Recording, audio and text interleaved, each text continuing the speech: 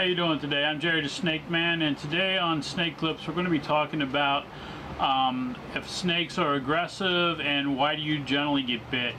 One of the things, it was one of the forums we were on, a lot of people were talking about the reason why you get bit is because you don't handle your snakes enough. I really don't believe that this is true. I believe that snakes are either nice or they're nasty. When snakes are babies, they typically tend to be a little more defensive. And at that point, if you handle them when they're young, very young, they may settle down a little bit. But in general, though, handling a snake, I personally don't believe is going to make it a lot calmer. It's the way you handle a snake that's going to keep you from getting bit. In this video here, I'm going to show you that I handle 3 different kinds of snakes that are a little bit defensive, a little bit aggressive, and you will notice that I don't get bit. But these snakes, at least one of them is going to try to bite me. The other ones are going to let me know that they do not want me to be handling them the way, like restraining them. But when I handle them properly, you'll see that they really have no reason to want to try to bite me. I kind of have an issue when people who only have like one or 2 snakes or even 5 snakes as pets, and they're trying to give advice that, oh, my king snakes don't bite me because I handle them all the time. That's not the case, man. I mean, come on, let's get real. You got 5 snakes. You need to talk to people who deal with hundreds and thousands of snakes of all different species. I deal with a lot of king snakes, and yes, I'll agree, there are some king snakes that are very, very docile. There's other king snakes that are very aggressive. They'll try to bite you every time you open up the container. And king snakes have a huge feeding response. So a lot of times king snake will try to come after you just for the simple fact that he thinks everything is food. And one of the things they do with king snakes is that when I open up their enclosure, I let the king snake basically come up to me. At this point, he realizes I'm not food. I pick him up and he's fine. So I just want to do this video, let you see what I do, how I handle snakes. My last video I called Keeping It Real, and I think I'm going to stick with that kind of theme. Let's keep it real, okay? I'm not no daredevil. I'm just somebody who's been doing this for well over 30 years now, and with literally over thousands of different kinds of snakes I've dealt with. I get up every morning and I deal with rattlesnakes and cobras and my big Burmese python. I deal with colubrids, you name it, I deal with it just about on a daily basis. So watch this video, take away from it what you want, but like I said, we're just trying to keep it real here. We're not trying to impress anybody.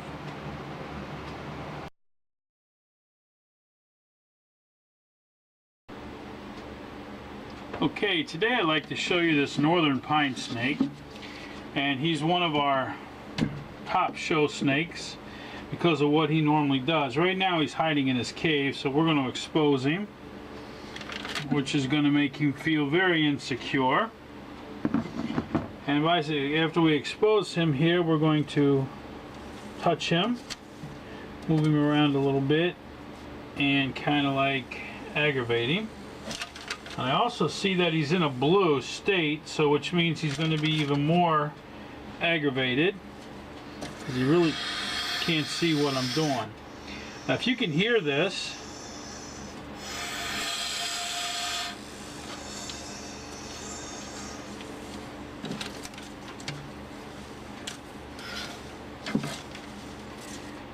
he's starting to hiss here for us.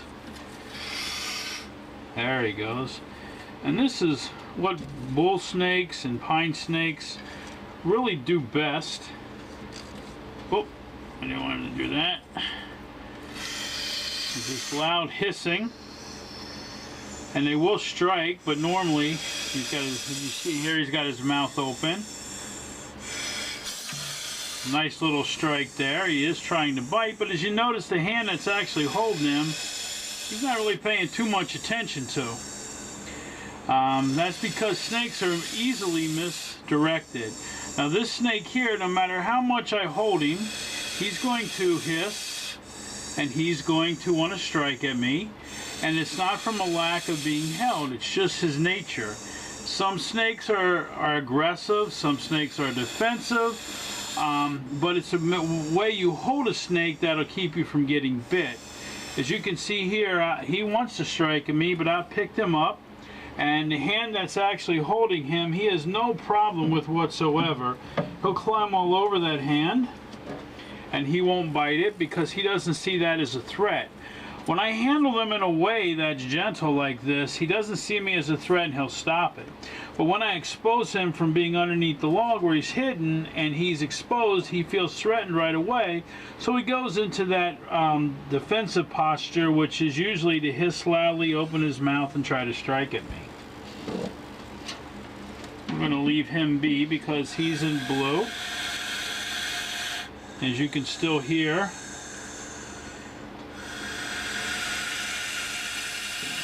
nice hiss, and that's usually will keep people away from him.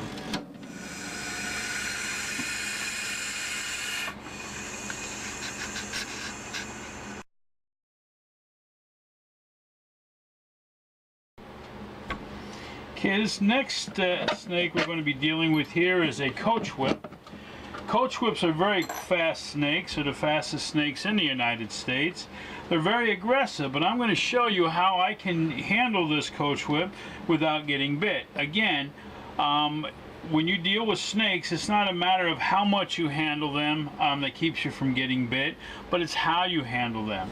This guy here, no matter how much I handle him, he's always going to be an aggressive snake, very defensive. So I have to learn how to handle them so that they don't bite me. A lot of people would use sticks and everything else, which is fine. With this here though, I like to show you how I'm going to use just my bare hands. This is part of a venomous training. As you can see, he's right here and he's looking very aggravated with me at this point. See how he keeps checking me out? He does want to strike at me. We're going to move the paper a little bit and expose him a little bit more. If you notice, his mouth is open now. He really wants to strike at me.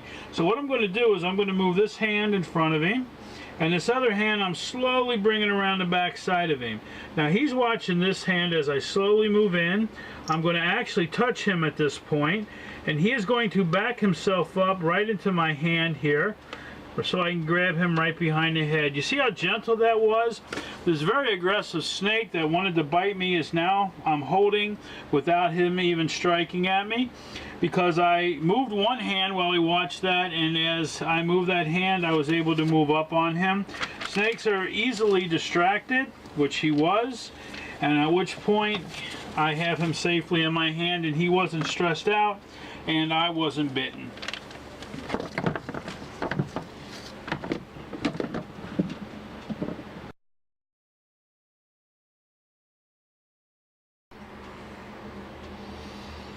And for the last snake we're going to show you today is a black racer. Black racer are probably the second fast snakes in the United States. They are also normally very aggressive, want to strike and bite. If you can see through the lid right now, he is moving around quite a bit.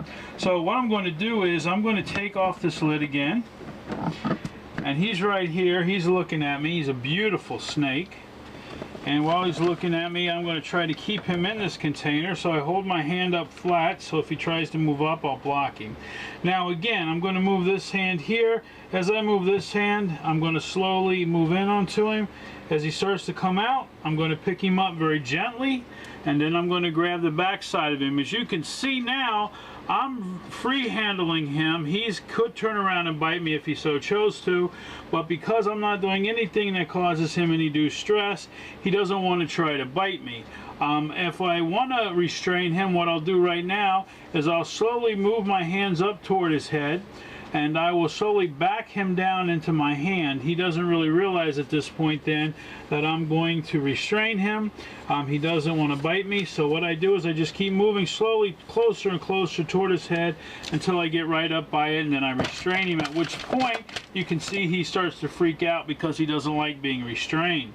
Even aggressive snakes, when held gently and allowed to move around without being restrained, typically do not want to try to fight you. But as you saw, as soon as I restrained his head, he got very violent. He thrashed around a lot because that is something that they don't want to do. So you want to just kind of hold them gently, let them move around, and typically they're not going to attack you because they have no reason to.